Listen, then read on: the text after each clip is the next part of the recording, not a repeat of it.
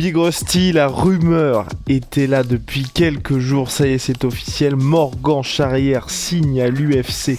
Cocorico, ça fait des années qu'il y a sa série Road to UFC, bah ça y est, il a réussi son, je sais pas si c'est rêve, mais en tout cas objectif depuis très longtemps, Morgan Charrière, grâce à un énorme comeback fin 2022, première moitié d'année 2023, où vraiment il a réussi à enrayer cette mauvaise série, complètement, cette mauvaise série Big Rusty. Et donc là, ça y est, il signe à l'UFC, et selon toute vraisemblance, il sera à l'UFC Paris, la carte est bookée, une carte quasi 100% français, Big Rusty générique. Soit.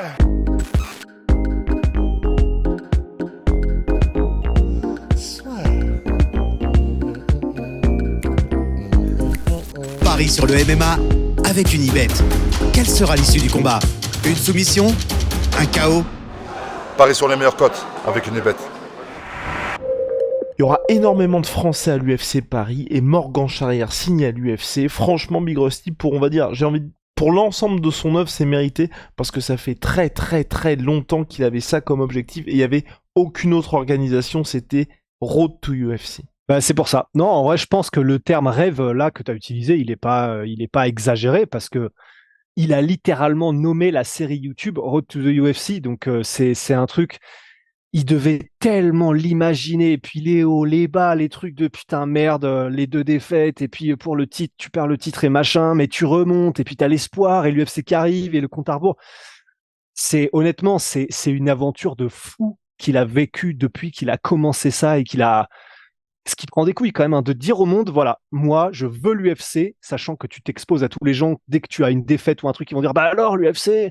Enfin, donc, de dire les choses comme ça, de clamer l'objectif que tu as et vers lequel tu veux aller et de te donner les moyens et d'y aller à fond comme il l'a fait, bah ça fait vraiment plaisir pour lui et ça fait chaud au cœur pour lui parce que bah voilà, bon déjà pour nous c'est cool parce que c'est un Français et puis mais pour lui ça fait vraiment une belle histoire. Quoi qu'il advienne maintenant, il a signé à l'UFC, son management l'a fait signer à l'UFC, la BTT, bravo à eux aussi. Et donc, bah, franchement, voilà, quoi, c'est un truc, on avait fait un podcast après le dernier combat de Morgan où on s'était dit, ça va être chaud pour l'UFC. Bah, ils l'ont fait. Donc, bah, énorme bravo à eux. Et maintenant, l'aventure UFC commence pour Morgan et ça va être que du kiff, quoi. Ouais, non, franchement, pour lui, c'est top. En plus, moi, ce que j'ai bien aimé, ce que j'ai toujours aimé avec Morgan, c'est que c'est quelqu'un qui sait où il est. Et puis, je crois que c'était une de nos premières interviews, il expliquait que justement, lui, il aimerait que les gens se souviennent de sa carrière comme, j'ai peur de dire une bêtise, je crois que c'est Donald Cerrone ou Mike Perry. Mais en tout cas, je crois que ouais. C'est un des deux, mais en tout cas, voilà, c'est quelqu'un qui vient pour faire ses combats UFC, pour le show surtout. Et c'est vrai qu'on en parlait aussi. Le seul truc qui va être dommage là, c'est que le fameux Cage Warriors Paris qui était dans les cartons, à mon avis, là, il a salement pris du plomb dans l'aile. Mais en tout cas, pour Morgan, c'est top parce que bah, il va pouvoir combattre chez lui, il va pouvoir combattre en France. Et à noter aussi que il est donc co-managé selon toute vraisemblance par Graham Boylan aussi, le boss du Cage Warriors. Oui, parce que j'ai vu le post du coup qu'ils ont fait en partage et tout ça. Et ouais, ok, d'accord. Ouais. Donc peut-être que ça a aidé aussi, je pense, pour la signature de Morgan parce que vous savez, le Cage Warriors, c'est vraiment l'antichambre de l'UFC. En tout cas, super pour lui. Un adversaire pour ses débuts. Bah, ils vont faire comme je pense, comme avec BSD, ils vont prendre quelqu'un qu'on connaîtra probablement pas, mais après ils peuvent aussi faire là, tu sais, c'est ce qu'ils avaient mis. Je crois que Junior Dos Santos, il était arrivé son premier combat, il a mis Fabricio Verdum. Enfin, ou même, bah, on parle de BSD auquel ils mettent Eliseu Zaleski, même si c'était, je crois, en short notice. Bah donc à moins que ce soit, bon là short notice, c'est un bien gros, c'est dans un mois. Mais donc il aura un mois, probablement que donc s'il le signe maintenant, c'est qu'ils vont lui donner un adversaire là, si c'est l'UFC Paris, effectivement, dans les jours littéralement qui viennent, si ce n'est les heures.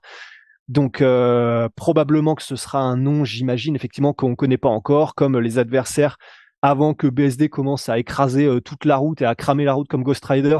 Il lui avait mis du coup des gars qu'on ne connaissait pas encore, mais qui sont niveau UFC, donc qui seront des bons tests pour faire un crescendo, un petit peu de niveau pour Morgan. Donc là, de toute façon, enfin en vrai, personnellement, tu vois, je sais même pas jusqu'où ça ira, mais c'est un peu, bon, voilà, Inch'Allah, ça arrive un jour quand Abdul ira à l'UFC, mais on sait tellement que c'est ce qu'ils veulent et tout ce qu'ils veulent et leur objectif final, qu'en fait là, pour moi, il y a un petit côté. C'est pas que c'est déjà fait et c'est génial, mais tu vois, le palier ultime qu'on espérait pour Morgan, ça y est, on l'a. Évidemment, faut pas avoir cette mentalité-là parce que le plus dur reste à faire et maintenant il faut faire le taf à l'UFC et pour Morgan et tout ça. Mais c'est tellement le rêve qui se réalise juste d'y être que je sais pas quel adversaire, je sais pas, mais tu vois, c'est déjà très cool, quoi. Entièrement d'accord, Big Rusty. Et j'ajoute aussi, c'est vrai que pour Morgan, c'est ce qu'il a dit, je crois, sur Twitter ou sur Instagram, je croyais toujours en vous parce que c'est vrai que au moment où il y avait eu ces 2 défaites consécutives par décision, la première qui peut être extrêmement, on va dire, ça peut aller dans un sens comme dans l'autre. La deuxième, il perd le combat, mais c'est un combat qui est extrêmement serré où tout joue dans le dernier round. C'était vraiment, vraiment compliqué pour lui et c'est vrai qu'il a réussi à inverser la tendance. Et même là, tu vois, quand il disait je vais essayer d'être à l'UFC Paris, pour moi l'UFC c'était pas mort, mais je pensais que l'UFC Paris, vu qu'il combattait en juillet, ça allait être un peu juste. Mais finalement, il a réussi. Donc, et aussi, la carte UFC Paris, c'est vrai que, avec le recul, je me dis que les gens qui ne sont peut-être pas, comment dirais-je, pas forcément fan hardcore, mais tu sais, où tu t'arrives, tu veux voir des Français, bah tu vas vraiment être servi. Parce que là où la dernière, ouais. on pouvait être, enfin, il y avait des noms, en tout cas sur le haut du panier, mais c'est vrai que si t'étais juste un gars qui connaissait pas le MMA, tu te disais c'est dommage parce que il y avait seulement 4 ou 5 Français. 4 6 Ouais. Let's go. 6 Français, ben là, je crois que tous les combats c'est des Frenchies sauf 2.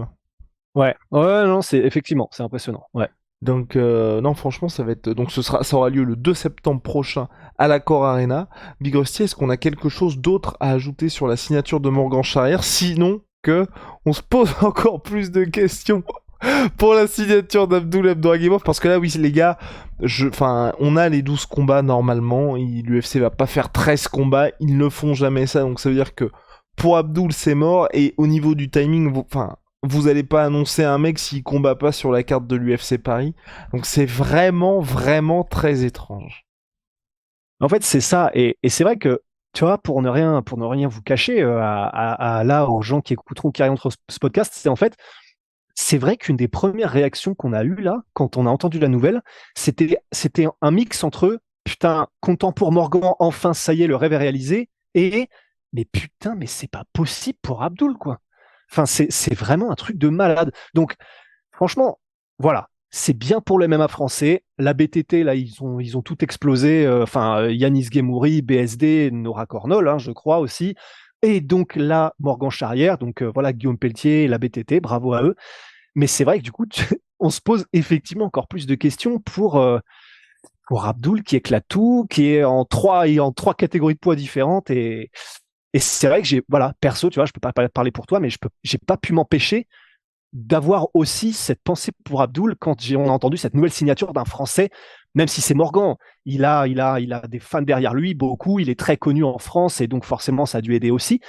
Mais ouais, on peut pas s'empêcher d'y penser. J'espère en fait qu'il y a des vraies raisons, un peu comme la situation dans laquelle on avait été avec Cédric Doumbé l'année dernière. Parce qu'on a après, voilà, à chaque UFC Paris, il y aura sa superstar où c'est bizarre. Dans le sens où le moment où Cédric Doumbé n'est plus sur la carte, comme forcément lui, je pense, ne pouvait pas le dire, sinon c'était la fédération aussi, on était dans le foot.